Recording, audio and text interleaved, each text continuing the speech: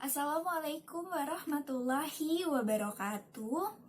Yang saya hormati Dr. Terawan Agus Putranto selaku Menteri Kesehatan, serta para hadirin acara sosialisasi Indonesia Sehat Tanpa Rokok yang saya banggakan.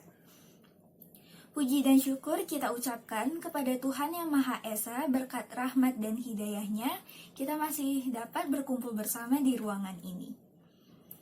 Perkenalkan, nama saya Faradina. Saya akan berbicara mengenai penyakit mahal yang didapatkan dari rokok. Sebelumnya saya ingin bertanya, apakah di sini ada yang merokok? Atau mungkin keluarganya, kerabatnya, apakah ada yang merokok? Untuk para perokok yang hadir, pernah nggak sih kalian memikirkan gambaran kehidupan kalian di masa yang akan mendatang itu seperti apa?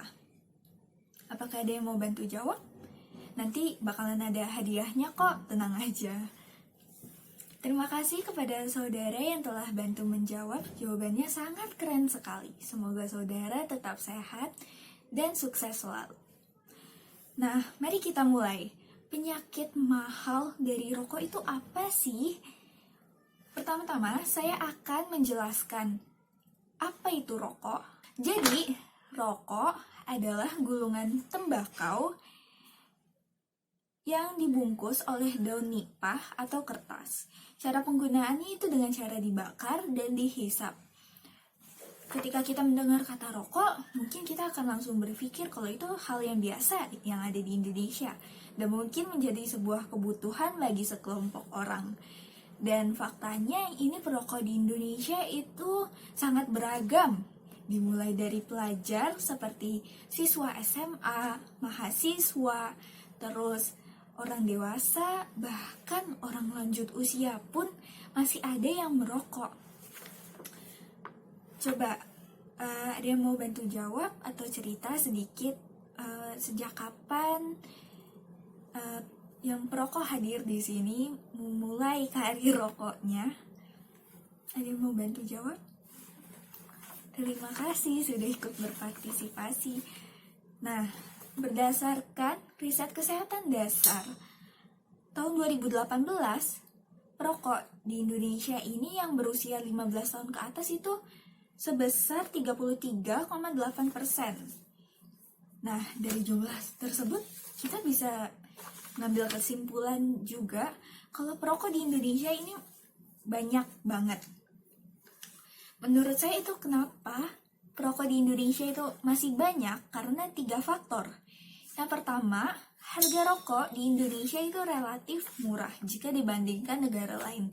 Jika di Indonesia harga rokok sekisar 15.000 hingga 35.000 atau 50.000, jika dibandingkan dengan negara lain seperti Australia, mereka menjual satu bungkus rokoknya itu sekisar 271.000. Dan ya, bisa dibilang itu sangat mahal. Terus yang kedua itu faktor lingkungan perokok itu. Misalnya dia menjadi perokok karena keluarganya ada yang merokok atau temannya dia ada yang merokok. Dan yang terakhir itu faktor pemasaran rokok di Indonesia itu bisa dibilang sangat teramat bebas. Dimulai dari toko kecil atau warung pinggir jalan yang kita udah tahu lah ya, di pinggir jalan bisa beli rokok. Terus bahkan bisa belinya di ecer, kayak 1 batang, 2 batang aja udah bisa beli rokok. Terus minimarket atau supermarket itu tuh rokok banyak banget dijualnya di mana-mana gitu. Terus kalau kita ngomongin dampak dari rokok sendiri apa sih? Mungkin para perokok itu udah pada hafal sendiri.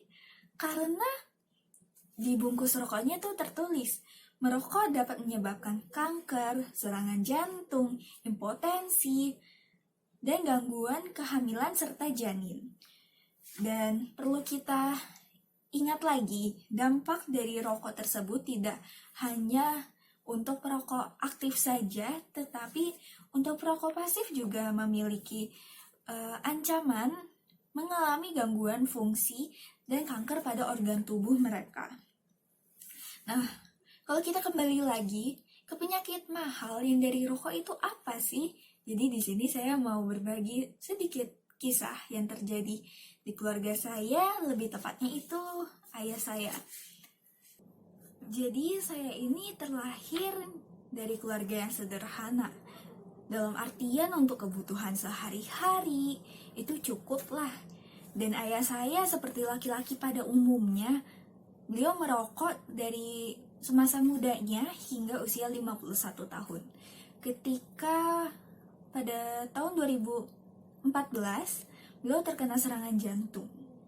Mungkin di sini ada yang berpikiran, kena serangan jantung aja, itu mah hal biasa kali. Tapi enggak, karena terkena serangan jantung ini seperti ibaratnya tuh awalan dari tantangan bagi kehidupan ayah saya. Jadi terkena serangan jantung dan akhirnya dirawat. Dan biaya dirawatnya itu terkena hampir sekitar 15 juta. Dan itu cukup berat bagi keluarga saya. Dan akhirnya karena terkena serangan jantung itu, beliau diharuskan untuk check up setiap bulannya. Dan sebelum memakai BPJS itu terkena biaya 800.000 untuk sekali check up-nya. Dan akhirnya dokternya menyarankan untuk memakai BPJS dengan harapan katanya biar biaya yang dikeluarkan di masa yang akan mendatang nggak terlalu berat. Dan benar sekali yang dokter itu sarankan, karena setelah 1 tahun kemudian ayah saya disarankan untuk memasang ring jantung. Dan ring jantung itu berfungsi untuk melebarkan pembuluh darah yang menyempit akibat lemak yang menumpuk. Dan biaya untuk pemasangan ring jantung ini, untuk 1 ring jantungnya aja sekisar 42 juta hingga 80 juta rupiah. Itu untuk 1 ring jantung aja. Dan ayah saya harus memakai 3 ring jantung. Coba bayangkan saja, misalnya kita ambil 50 juta kali 3, itu 150 juta. Jika itu harus dibayar mandiri. Dan alhamdulillah waktu itu keluarga saya udah pakai BPJS, jadi sangat teramat terbantu sekali. Dan singkat cerita, pada akhirnya itu ayah saya meninggal dunia akibat penyakit yang dideritanya. Saya berharap kita nih yang hadir di sini bisa mempunyai pemikiran yang lain dan mau berubah demi kebaikan dan kemajuan negara bersama. Karena mungkin ada yang udah tahu kalau negara kita ini mengalami kerugian yang cukup besar akibat menangani penyakit-penyakit yang didapatkan dari dampak rokok itu, baik dari perokok aktifnya maupun perokok pasifnya. Dan yang lebih menyedihkannya lagi, perokok di Indonesia itu berasal dari kelas ekonomi menengah ke bawah, dimana seperti kita pikirkan kalau untuk kebutuhan sehari-hari aja mereka belum tentu cukup, apalagi memikirkan seperti asuransi demi keselamatan di masa depan. Pesan yang ingin saya sampaikan, coba deh kalian yang para perokok pikirkan kembali,